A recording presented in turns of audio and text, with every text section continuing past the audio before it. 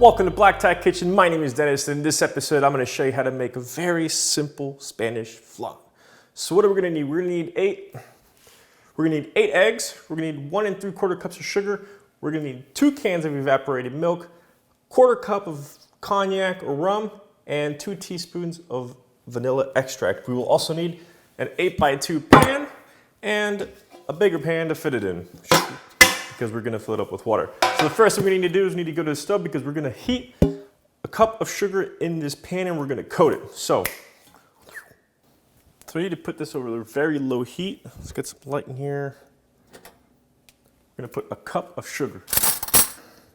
We're gonna do a cup of sugar by volume. We're not gonna do a cup of sugar by weight.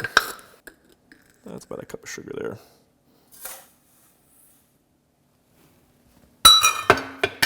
Make sure you have some towels handy because you are going to use them. So low heat. We're just going to watch this slowly. It's already starting to give off an aroma of the caramel, even though it hasn't even started yet to caramelize, but nice. So there are a bunch of different ways to make flan. Some people bake them, some people put them in a pressure cooker, which is how my family has traditionally done it, but that's more of a Cuban flan. This is going to be basically what's called a bath. I forget the actual name of it, but in Spanish we call it un baño Maria. It basically sits in a bath of water in the oven and cooks slowly with the water, kind of giving it humidity so it doesn't burn out. Also, if you don't like flan, you're communist. Now you can actually do this with sugar water and have like a syrup and just kind of reduce that syrup. Some people like to do it that way. You don't really have to. It's just a matter of preference. In terms of flavor, it's pretty much going to be the same. What that does is it allows you to slowly do it. This, you have to be more cognizant of what happens and making sure it does not burn. Because like I said, it's a very, very short window where it's good and then boom, burnt.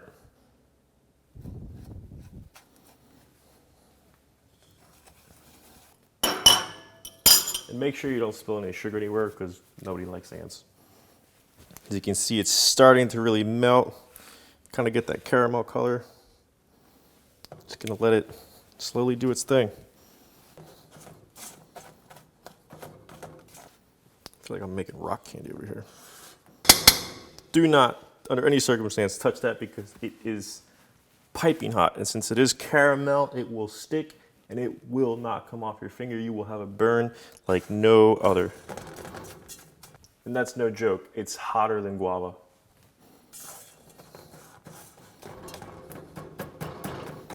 See how it's stuck to the spoon?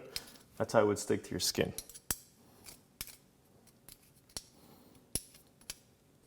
But luckily, this moves slow as molasses, so you don't have to worry about it jumping and catching you in the face or something. It's gonna take a little bit more and slowly just like bloop.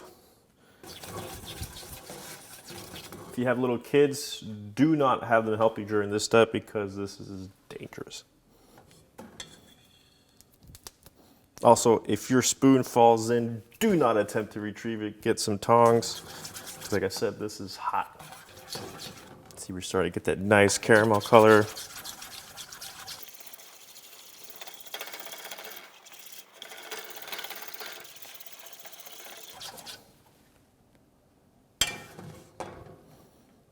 See, most of the sugar is already dissolved, but it's still a little bit grainy.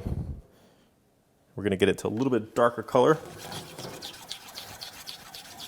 as the rest of the sugar continues to completely dissolve, and we get rid of these little sugar packet. Damn it. Like I said, do not attempt to retrieve it. Grab tongs.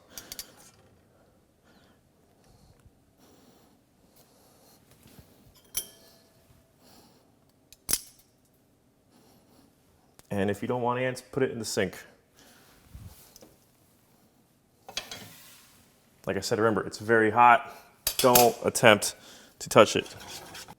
It's still not exactly at the caramel level we want. We kind of want a little bit thicker.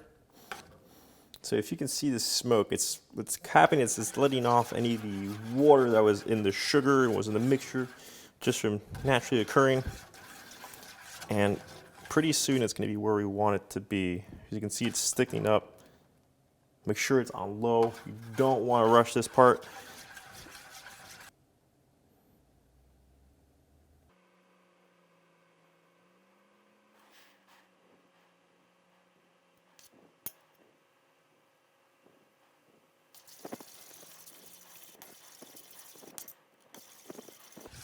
All right, so I'm going to turn this off here. What's going to happen is as it cools off, it's going to get thicker.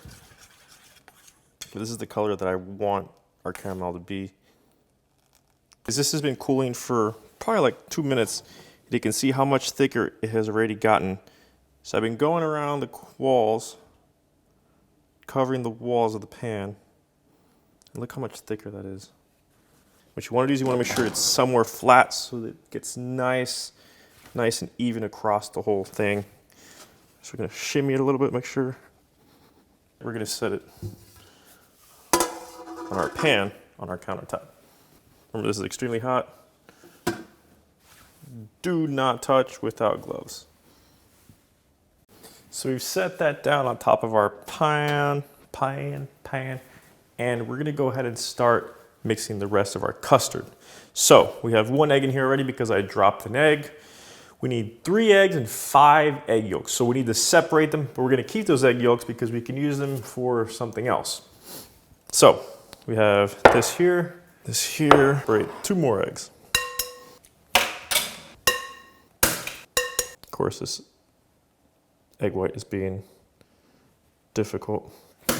1, 2, 3, 4. 1, 2, 3, 5. Seriously, bro?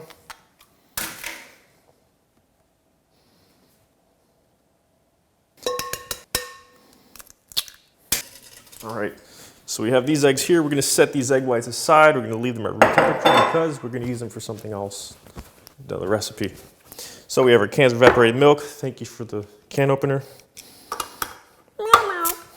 Just dump this in here.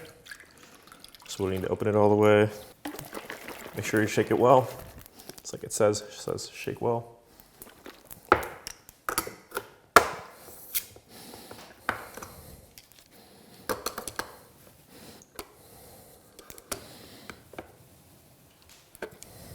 No? Okay, I guess that doesn't work that way. Lana. There we go. We have our handy whisk. As this pours out. And we need 2 teaspoons of vanilla extract. 2 teaspoons.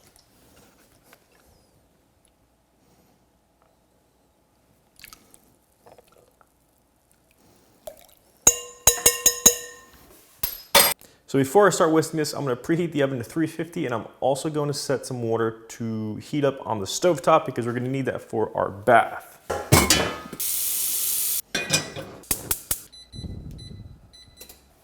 So that's heating up, and we're going to whisk this. Now, one of the things I want to let you know is you want to use large eggs. Don't use extra large eggs, because what happens is that extra water content actually affects the flan. This has taken many years of trial and error. My mom has literally driven herself crazy when she makes her flan, trying to figure that out, and that's what it is. If you use extra large eggs, what's gonna happen is it's gonna create little air bubbles of the water evaporating, and you're gonna end up with a flan that has holes, so it looks almost spongy. So use large eggs, don't use extra large. Or actually even better, use regular eggs. So this is whisk, so we're gonna set this aside as we let our water heat up. It's actually cool to the touch. As you can see, it's basically coated. I went ahead and I coated the entire side. And this is cool. So what we're gonna do is we're gonna just place this in here, and we're gonna fill this up with this mixture. But first we have to strain this mixture. Strainer. And this may be a little difficult. So we're actually gonna do this in here in case I spill anything. because the likelihood of that is actually very high. So,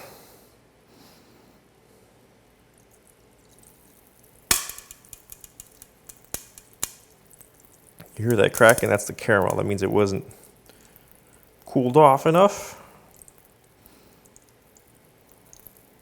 It means that the rapid change in temperature basically caused it to crack. But, you know, whatever, it'll be fine. This bowl is extremely heavy. So that's good. Now what I'm going to try and do is I'm going to try and tap out any air bubbles.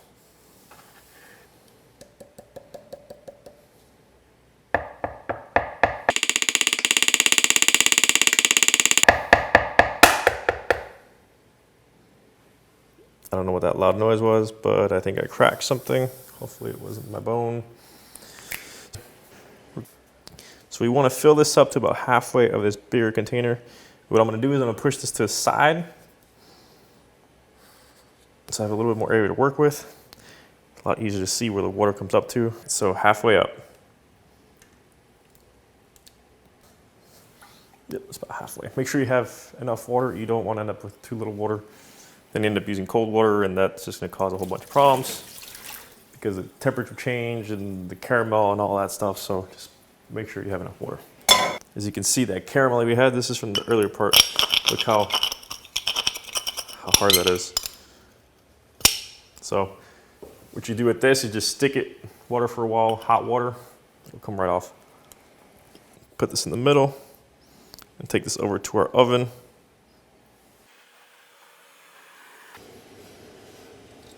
You can also put this on a cookie sheet for added stability, which I think I might do. There's our oven. Let's put it in.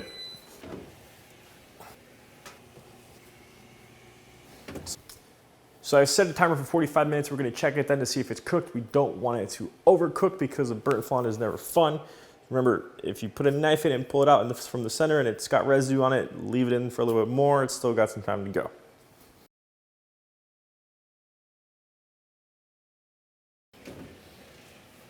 Woo! That is hot.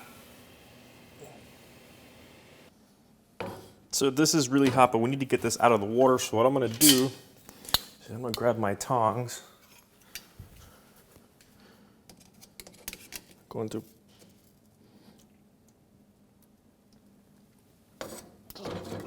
take it out. We're going to let this cool slightly for a little bit before we turn it out onto a pan.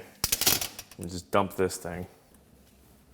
So we've taken this out of the hot water bath, poured the water out, and we're gonna let this cool for a little bit before we transfer it to a fireproof pie thing, whatever this is called. The reason we need to transfer it while it's still hot is because the caramel will stick to the sides once it gets cold, and we don't want a torn up flan. So let it sit for 5-10 minutes, and then we're gonna transfer it. So this has been cooling for 5 minutes, and I'm gonna go ahead and transfer it to this dish. If you've never done this before, you just put it on top, and we're gonna flip it over. Hopefully this does not turn into a colossal mess. Which by all accounts, it seems like it will be.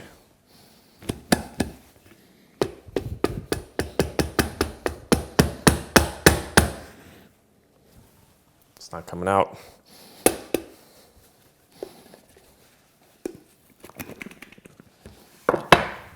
There it is. Oi, that's beautiful. That's beautiful. And this pan is hot. As you can see, the caramel is still watery from that heat. And this will cool off again, just like before, into a nice hard crust. So we're gonna put this in the fridge for about at least 4 hours. But before we do, we're gonna let it cool off here at room temperature, because what's gonna happen is if you put this in the fridge, it's gonna heat up your entire fridge, and everything else that's in there that's cold is gonna get hot. So leave this out for a little bit, let it cool off. Then we'll put it in the fridge. I'm actually gonna take this little piece off here. make it a little bit more presentable. This is a cake tester, by the way. It's basically a paper clip with a plastic handle at the end. So our flan has been cooling off for a couple hours now. What we're gonna do is gonna make the rum sauce.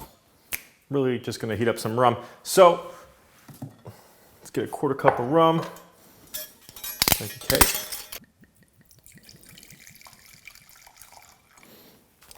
We're gonna put this in a saucepan. If I can find my saucepan. Never waste rum. Put that on low heat so it warms up. And get our flan out of the fridge. This looks incredible.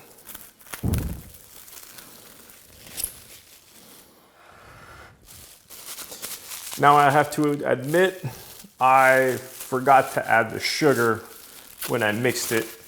When you look back at the video, you'll see that as I'm mixing it, I kind of hesitate for a second as if I'm missing something. I was missing the sugar. So we're gonna see how this turned out. It might actually be really good. Might be more low carb alternative. Just avoid the caramel on the top. That is warm. So we take this off. And now comes the magic part. We have to light this on fire. Yes, on fire. But I don't have any matches. So this is what we're gonna do. Since I don't have any matches, we're going to use this stick. So you pour rum over the flan.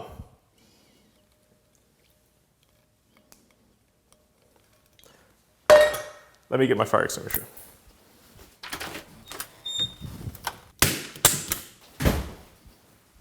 Safety first. So we're gonna light this on fire. Actually, I'm gonna turn off some of these lights for effect.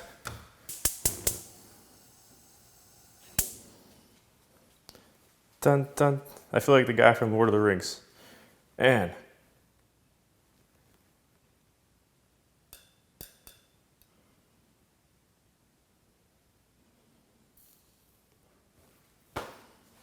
what the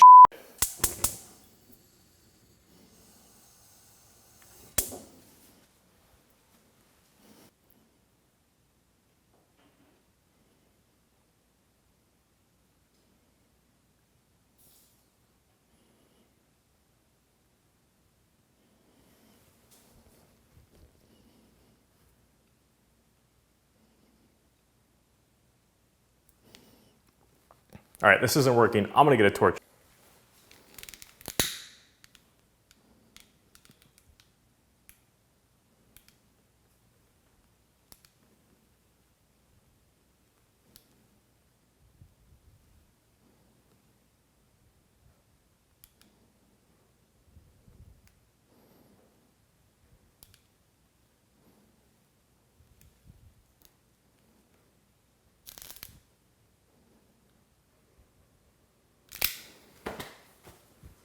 Forget it. We'll just eat it. Let's turn these lights back on. We're going to use a plate that doesn't really belong to us, but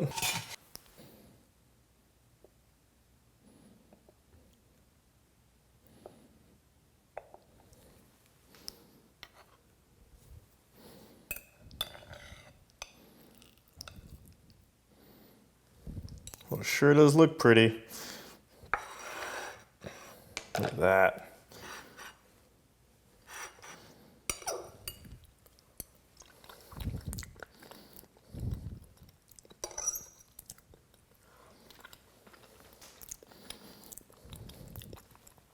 The consistency is perfect. The problem is since I forgot the sugar, it's not in the least bit sweet. Other than that, it would have been fantastic. But, you know, sometimes you forget things, you have to make do with what happens. So, we'll just call it somewhat of a keto flan or something of the sorts. But, if you like this video, if you like to watch me screw up, hit that like button, subscribe.